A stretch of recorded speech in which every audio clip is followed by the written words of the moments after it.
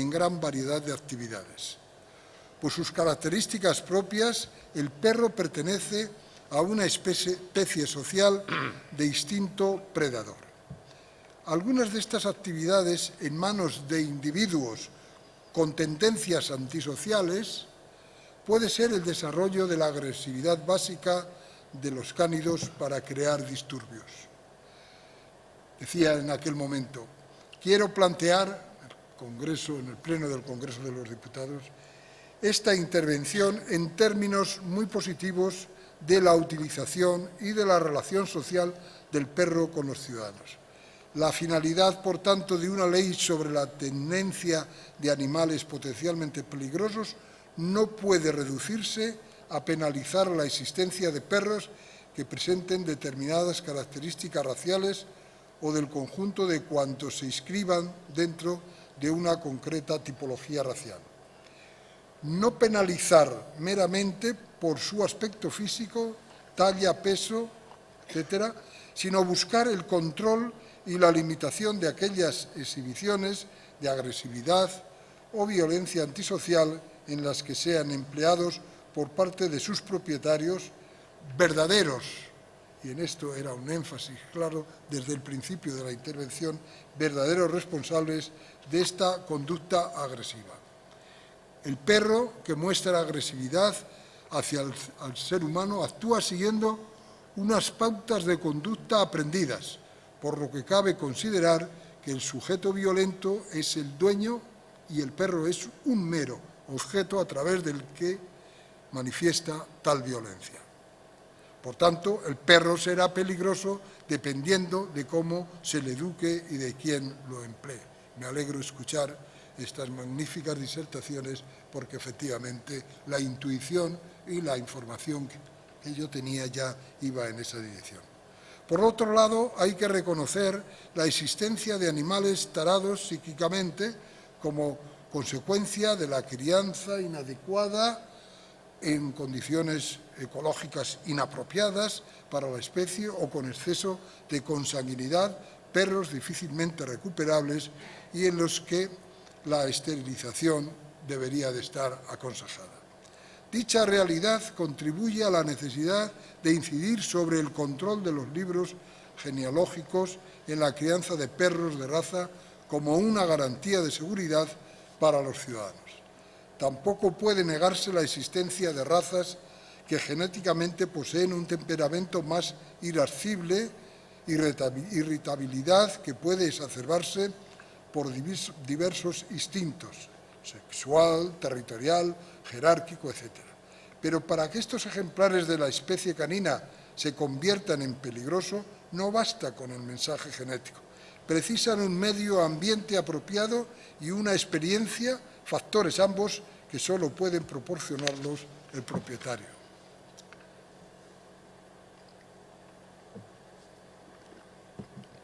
La totalidad de las razas caninas que los medios de comunicación han venido señalando como agresoras tienen cerca de un siglo de existencia. Por tanto, no resultaría válido el planteamiento que dentro de la especie canina ha surgido en poco tiempo un irrefrenable afán de morder a los ciudadanos.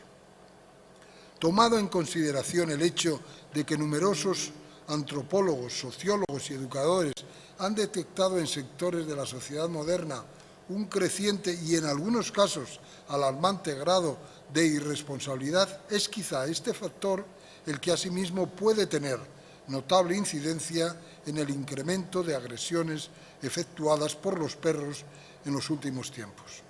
Por tanto, el desencadenante de tales agresiones es multifactorial y irresponsabilidad del propietario, educación inadecuada o adiestramiento, potenciando la agresividad, condiciones ecológicas inapropiadas y, finalmente, el mensaje genético. En aquel momento, el proyecto de ley que nos presentaba el Gobierno no afrontaba, desde nuestro punto de vista, los verdaderos problemas. Más bien daba la impresión de eludirlos o intentar resolver de una manera precipitada. Vacíos legislativos y vicios profundos de la Administración sin entrar en el fondo de los problemas.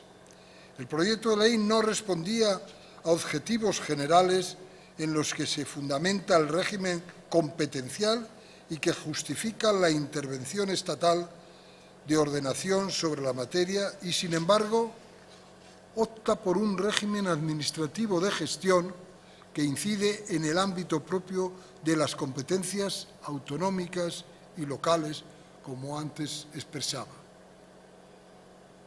Es decir, el proyecto de ley no contemplaba esta nueva realidad compuesta, difícil a veces de entender y complicada de lo que significa un Estado moderno, pero es el que nos hemos dado, que es el Estado de las autonomías.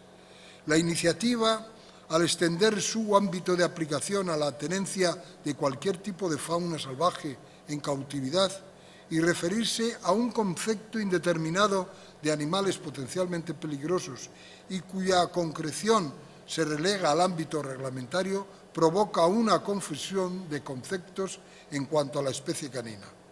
No respondía el proyecto de ley que estábamos analizando y que ahora sigo recordando, no respondía ese proyecto a los problemas de fondo relativos al censo y control de genealogía y zootécnica de los perros, ni establecía garantías sobre la veracidad de los certificados de origen y de pedigrí. Se daba el caso que incluso los propios certificados y la propia ley lo seguía consagrando, en vez de ser un asunto de titularidad estatal o de algunas instituciones oficiales, en definitiva, estaban a veces en manos de empresas privadas que tenían esa concesión. Por lo tanto, mediante el oportuno control de la intervención e inspección que debe ejercer la Administración sobre dichos libros genealógicos. Es decir, la ausencia, incluso la propia nueva ley que debería de haber sido un paso adelante, el propio nuevo proyecto eludía la responsabilidad de las administraciones sobre los libros genealógicos de los perros. El proyecto de ley a que nos referimos no abordaba el cumplimiento de las directivas europeas ni modificaba el uso exclusivo y excluyente de los libros genealógicos caninos en España, que, como ustedes muy bien saben, existía un monopolio privado, al que me referí antes, es decir, la privatización de algo que tiene que ser, desde mi punto de vista, público. Este aspecto es fundamental y básico para afrontar